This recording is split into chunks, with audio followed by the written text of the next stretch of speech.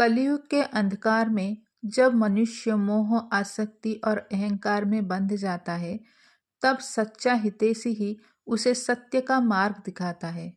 श्रीमद् भागवत महापुराण के प्रथम स्कंद के त्रयोदश अध्याय में ऐसा ही एक मार्मिक प्रसंग आता है, जहाँ महात्मा विदुर अपने कठोर किंतु करुणामय उपदेशों द्वारा अंधे राजा धृतराष्ट्र को जगाते हैं। यह अध्याय केवल एक राजा के वनगमन की कथा नहीं, बल्कि वैराग्य, आत्मबोध और जीवन के अंतिम सत्य का गूढ़ संदेश है। आइए सुनते हैं वह दिव्य प्रसंग जब विदुर जी के वचनों से धृतराष्ट्र और माता गांधारी सांसारिक बंधनों को त्याग कर वन की ओर प्रस्थान करते हैं। श्री सूत गोस्वामी ने कहा, तीर्थ यात्रा करते हुए विदुर ने महर्षि मैत्रेय से आत्मा की गति का ज्ञान प्राप्त किया और फिर वे हस्तिनापुर लौट आए। वे अपेक्षानुसार इस विषय में पारंगत हो गए। विविध प्रश्न पूछने के बाद तथा भगवान कृष्ण की दिव्य प्रेमामयी सेवा में स्थिर हो चुकने पर विदुर ने मैत्रेय मुनि से प्रश्न पूछना बंद किया। जब उन्होंने देखा कि विदुर राजमहल लौट आए हैं, तो महाराज युधिष्ठिर, उनके छोटे भाई धृतराष्ट्र, सात्यकी, संजय, कृपाचार्य, कुंती, गांधारी, द्रौपदी, सुभद्रा, उत्तरा, कृपि, कौरवों की अन्य पत्नियां तथा अपने अपने बच्चों के साथ स्त्रियों समेत सारे निवासी सभी अत्यंत हर्षित होकर तेजी से उनकी ओर बढ़े। ऐसा प्रतीत हुआ मानो उन्होंने दीर्घकाल के बाद अपनी चेतना फिर से प्राप्त की हो। वे सब परम प्रसन्नता पूर्वक उनके निकट गए, मानो उनके शरीरों में फिर से प्राण का संचार हुआ हो। उन्होंने एक दूसरे को प्रणाम किया और गले मिलते हुए एक दूसरे का स्वागत किया। चिंता तथा लंबे वियोग के कारण वे सब प्रेम विवश होकर रुदन करने लगे। तब राजा युधिष्ठिर ने उनके बैठने के लिए आसन की व्यवस्था की और उनका सत्कार किया।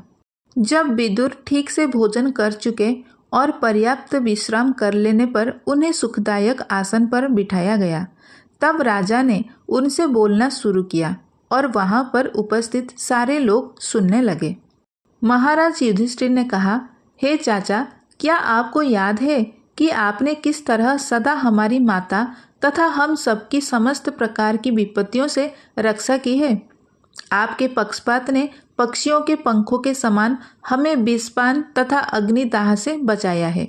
पृथ्वी पर विचरण करते हुए आपने अपनी जीविका कैसे चलाई? आपने किन किन पवित्र स्थलों तथा तीर्थस्थानों पर सेवा की? हे प्रभु, आप जैसे भक्त निश्चय ही साक्षात पवित्र स्थान होते हैं, क्योंकि आप भगवान को अपने हृदय में धारण किए रहते हैं। अतएव आप समस्त स्थानों को तीर्थ स्थानों में परिणत कर देते हैं। हे चाचा, आप द्वारका भी गए होंगे।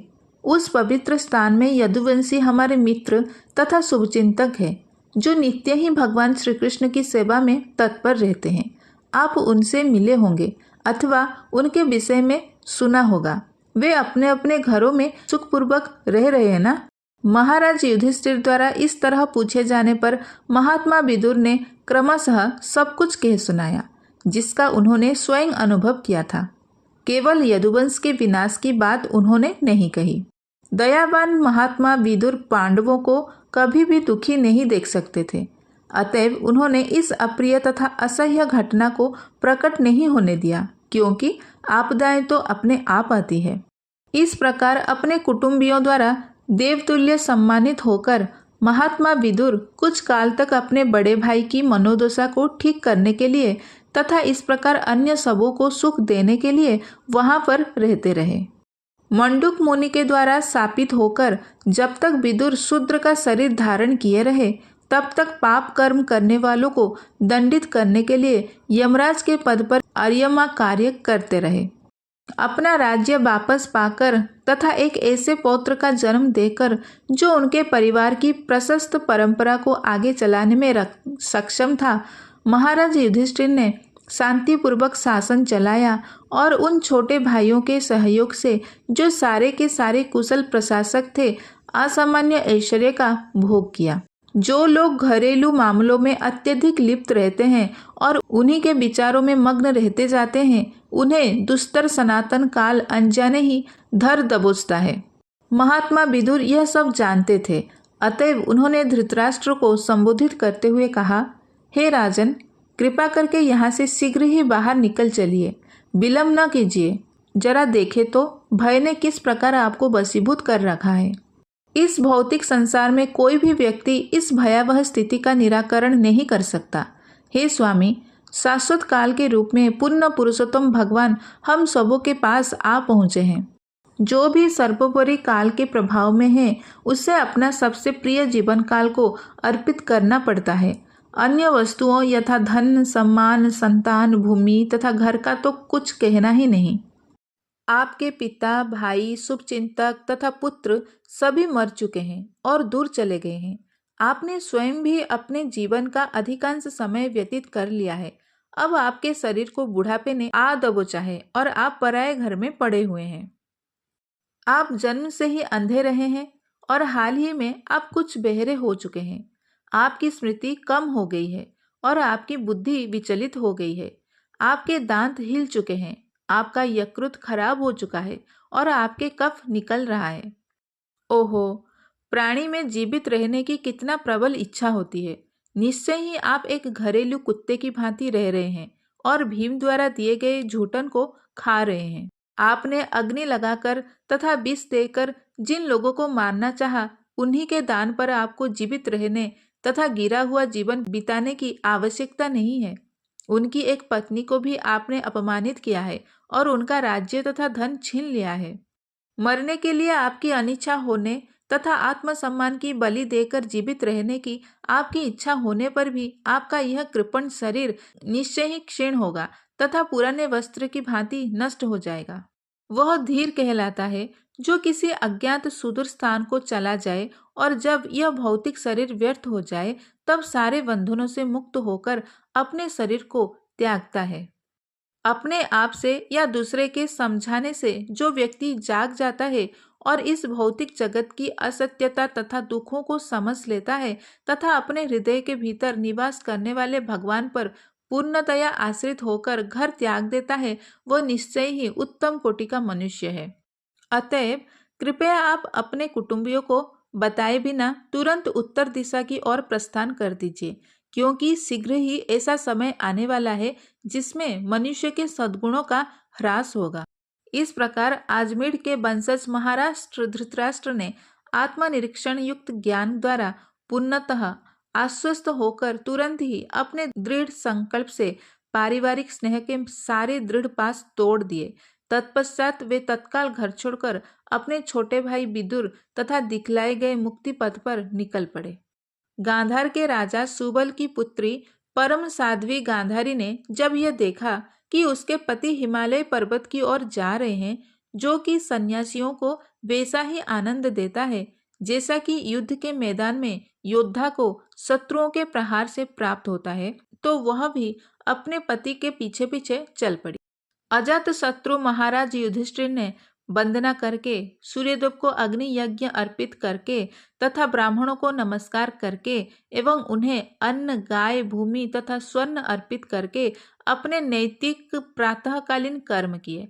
तत्पश्चात वे गुरुजनों का अभिवादन करने के लिए राजमहल में प्रविष्ट हुए, किंतु उन्हें न तो उनके ताऊ मिले, न ही राजा सुबल की पुत्री गांधारी अर्थात ताई मिली।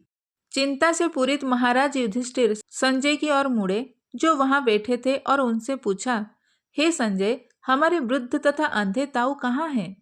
मेरे शुभचिंतक चाचा विदुर तथा अपने सभी पुत्रों के निधन से अत्यंत शोकाकुल माता गांधारी कहाँ है? मेरे ताऊ धृतराष्ट्र भी अपने समस्त पुत्रों तथा पौत्रों की मृत्यु के कारण शोकार्त थे। निसंदेह में अत्यंत कृतज्ञ हूँ। अतएव क्या वे मेरे अपराधों को अत्यंत गंभीर मानकर अपनी पत्नी सहित गंगा में कूद पड़े? जब मेरे पिता पांडु की मृत्यु हो गई और हम सभी छोटे छोटे बालक थे, तो इन दोनों चाचा ताऊ ने हमें समस्त प्रकार की विपत्तियों से बचाया था। वे सदैव हमारे शुभचिंतक रहे। हाय, वे यहाँ से कहाँ चले गए? सूत गोस्वामी ने कहा, करुणा तथा मानसिक शोक के कारण संजय अपने स्वामी धृतराष्ट्र को न देखने से अत्यंत दुखी थे। अतएव वे महाराज युधिष्ठिर को ठीक से उत्तर नहीं दे सके। पहले उन्होंने बुद्धि द्वारा अपने मन को शांत किया, फिर अश्रु पोंछते हुए तथा अपने स्वामी धृतराष्ट्र के चरणों का स्मरण करते हुए वे महाराज युधिष्ठिर को उत्तर देने लगे। संजय ने कहा, हे कुरुवंशी, मुझे आपके दोनों ताऊओं तथा गांधारी के संकल्प का कुछ भी पता नहीं है। हे राजन, उन महात्माओं द्वारा मैं तो ठगा गया। जब संजय इस प्रकार बोल रहे थे तो शक्ति संपन्न देवी पुरुष श्री नारद अपना तंबूरा लिए हुए वहां प्रकट हुए। महाराज युधिष्ठिर ने अपने भाइयों समेत अपने अपने आसन से उठकर प्रणाम करते हुए उनका विधिवत स्वागत किया।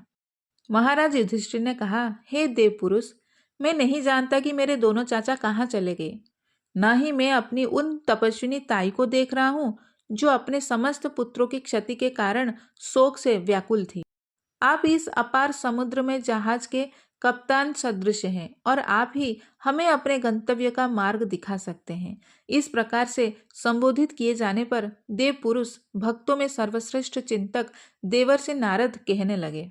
श्री नारद ने कहा, हे धर्मराज, आप किसी के लिए शोक मत करो, क्योंकि सारे लोग परमेश्वर के अधीन हैं। अतएव सारे जीव तथा उनके नेता अपनी रक्षा के लिए पूजा करते हैं। वे ही सबों को पास पास लाते हैं तथा उन्हें विलय करते हैं। जिस प्रकार बैल एक लंबी रस्सी से नाक से नत्थी होकर बंधन में रहता है, उसी तरह मनुष्य जाति विभिन्न वैदिक आदेशों से बंधकर परमेश्वर के आदेशों का पालन करने के लिए बद्ध है। जिस प्रकार खिलाड़ी अपनी इच्छानुसार खिलौनों को सजाता तथा बिगाड़ता है, उसी तरह भगवान की परम इच्छा मनुष्यों को पास पास लाती है और उन्हें विलग भी करती है। हे राजन, सभी परिस्थितियों में चाहे आप आत्मा को नित्य मानो अथवा भौतिक देह को नश्वर अथवा प्रत्येक वस्तु को निराकार परम सत्य में स्थित मानो या प्रत्येक वस्तु को पदार्थ तथा आत्मा का अकथनीय संयोग मानो, वियोग की भावनाएं केवल मोहजनित स्नेह के कारण है, इसके अतिरिक्त कुछ भी नहीं है। अतएव तुम आत्मा को न जानने के कारण उत्पन्न अपनी चिंता छोड़ दो। अब आप यह सोच रहे हैं कि वे असहाय जीव तुम्हारे बिना किस तरह रहेंगे। 5 तत्वों से निर्मित यह स्थूल भौतिक शरीर पहले से ही सनातन काल, कर्म तथा भौतिक प्रकृति के गुणों के अधीन है, तो किस तरह यह अन्यों की रक्षा कर सकता है, जबकि यह स्वयं सर्प के मुंह में फंसा हुआ है। जो बिना हाथ वाले हैं वे हाथ वालों के शिकार हैं, जो पांव से विहीन है वे चौपाइयों के शिकार हैं, निर्बल सबल के भोज्य हैं। और सामान्य नियम यह है कि एक जीव दूसरे जीव का भोजन बना हुआ है। अतएव हे राजन, तुम्हें एकमात्र परमेश्वर को देखना चाहिए, जो अद्वितीय हैं और जो विभिन्न शक्तियों से साक्षात प्रकट होते हैं और भीतर तथा बाहर दोनों में हैं। वे ही पूर्ण पुरुषोत्तम भगवान श्री कृष्ण सर्वभक्षी काल के वेश में अब संसार से द्वेषी लोगों का सर्वनाश करने के लिए पृथ्वी पर अवतरित हुए हैं। भगवान ने देवताओं की सहायता करने का अपना कर्तव्य पहले ही पूरा कर दिया है और जो शेष है उसके लिए वे प्रतीक्षारत हैं। आप सभी पांडव तब तक प्रतीक्षा कर सकते हो जब तक भगवान इस धरा पर उपस्थित हैं। हे राजन, आपके चाचा धृतराष्ट्र, उनके भाई विदुर तथा उनकी पत्नी गांधारी हिमालय के दक्षिण की ओर गए हैं, जिधर बड़े बड़े ऋषियों के आश्रम हैं। यह स्थान सप्त स्तोत्र कहलाता है, क्योंकि यहाँ पर पवित्र गंगा नदी का जल 7 शाखाओं में विभाजित किया गया था। ऐसा महान सप्तऋषियों की तुष्टि के लिए किया गया था।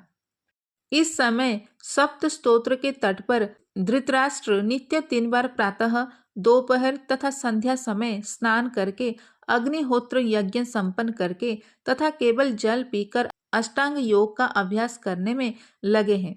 इससे मनुष्य को मन तथा इंद्रियों पर संयम रखने में सहायता मिलती है और वह पारिवारिक स्नेह संबंधी विचारों से सर्वथा मुक्त हो जाता है। जिसने योगिक आसनों तथा श्वास लेने की विधि को वश में कर लिया है, वह अपनी इंद्रियों को पूर्ण पुरुषोत्तम भगवान के प्रति मोड़कर भौतिक प्रकृति के गुणों अर्थात सत्वगुण, रजोगुण तथा तमोगुण के कल्मश के प्रति निर्लिप्त बन जाता है। धृतराष्ट्र को अपनी शुद्ध सत्ता को बुद्धि में संयोजित करके तब परम पुरुष के साथ जीव के रूप में गुणों के एकात्मकता के बोध सहित परम ब्रह्म के साथ तदाकर होना होगा। घटाकाश से मुक्त होकर उन्हें आध्यात्मिक आकाश ऊपर तक उठना होगा।